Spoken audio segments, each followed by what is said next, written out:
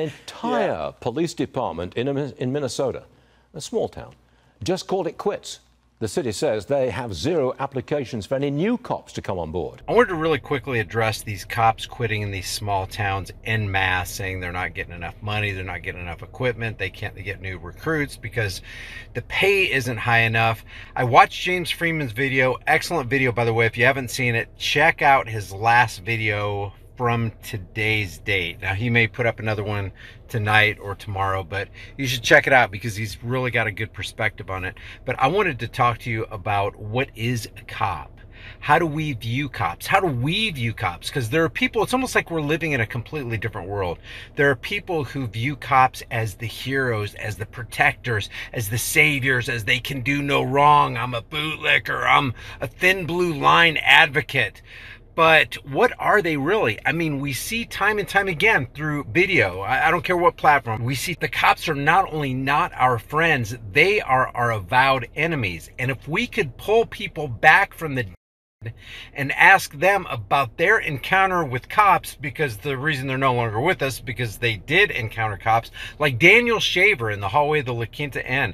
How do you think he would view cops? How does Daniel Shaver's mother, Daniel Shaver's wife, Daniel Shaver's kids that Philip Brailsford left, Philip Brailsford, who was acquitted of a murder on camera in broad daylight, the guy Daniel Shaver is trying to follow the rapid fire commands of Philip Brailsford and his henchmen in that hallway to the best of his ability, and they just fill him full of lead, expired on the spot. What if we were to ask Philando Castile's girlfriend or Philando Castile's mother and father, or if we could bring Philando Castile back from the dead, what would he think about the cops? Are they friend or are they enemy? Does it matter if they quit? I think it does. I think it does matter if they quit, because as James Freeman pointed out in his video, hey, you're going to save the taxpayers a whole lot of money and you're going to reduce legalized criminal activity, because that's what cops are involved in, legalized criminal activity. When plunder becomes a way of life for a group of men living together in society, they create for themselves a legal system which authorizes it and a moral code which glorifies it. I can think of no better glorification of evil and legalized criminality than the Thin Blue Line gang, than the Fraternal Order of Police. So you get these cops out here quitting, throwing their badges on the table. I'm done. Two of his fellow officers also throw in the towel. Yeah, it is. No. Which is completely laughable. I mean, what'd you expect them to do? Sheriff or deputy, whoever did that, chase you out the door? No, please protect and serve us more. Serve and protect the crap out of us even more. I say, hey, that's one less guy on the roadways thinking that he can just run over me at will. Pull me over for doing the things that they do multiple times every day, exceeding the speed limit. Making sure that you're over there on the side of the road. Oh, is it protecting and service? Is that what it's about? Is it about safety on the I-40 East and West Corridor? Tennessee police? Arkansas cops? You know what I can see them doing here? It's like, hey, we got a whole bunch of cops that are disgruntled about not being paid well enough. Why don't we go ahead and increase the tension on civil asset forfeiture? There, now we can get some more money. We don't have to go through the tax stream. We'll just go ahead and take it from them. Do you have more than $500? Do you have more than $5 in the car? Well, we're going to go ahead and confiscate that because we think you're involved in criminal activity. And the reason you have this house, the reason you have this car, the reason you have that money in your wallet, the reason you're driving a nicer vehicle than me and I'm so jealous of you is because you're probably involved in criminal activity. Now, they don't even have to charge you with a crime. They don't even have to suspect that you committed a crime. All they have to do is say, well, we believe that the reason you have that property, the reason you have that money is because you were involved in criminal activity. This, throwing the badge on the table, goodbye. That'd be tantamount to the redcoats throwing their muskets on the table in the Constitutional Convention. Go, that's it, we're out of here, and everybody just stands up in roaring applause. Good, we're going back to Britain. Don't you need us? No, we don't need you enforcing the tax on tea, bud.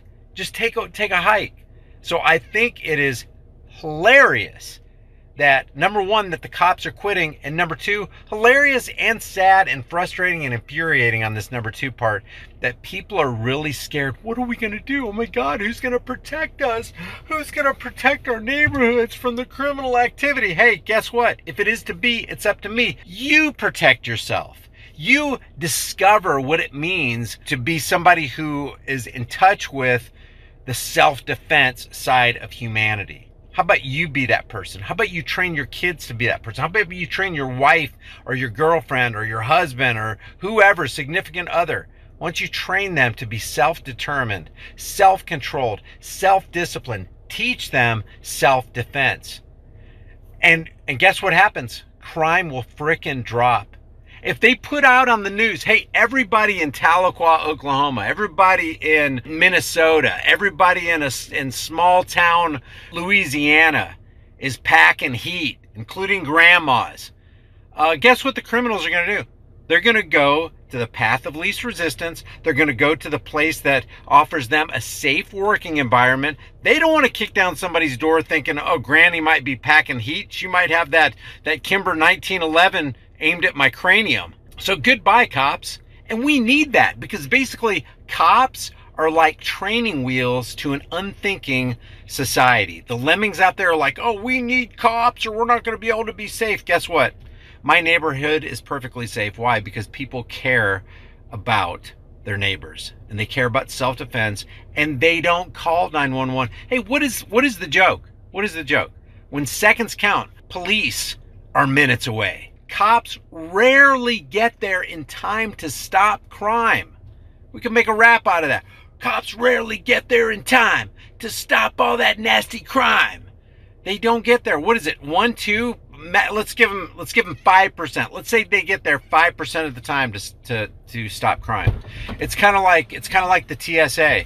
TSA is nothing less than security theater in the Department of Homeland Security, because even the red team tests have determined that and bombs make their way onto departing flights 95% of the time. Now to that eye-opening undercover sting. ABC News broke the story today. A major security breach at dozens of American airports.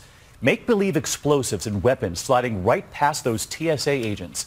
70 tests, they failed 67 of them. So that's all cops are. It's security theater. It's not serving and protecting. It's harassing and collecting. And if they want to quit, I say bravo. Hats off. Go ahead, redcoats. Go back to Britain. We need to create the maximum bang for the buck for the taxpayer in Varnell.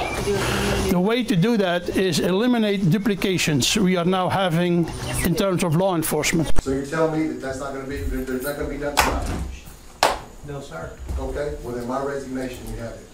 Thank you. I'm out. Y'all can find somebody else to patrol the city.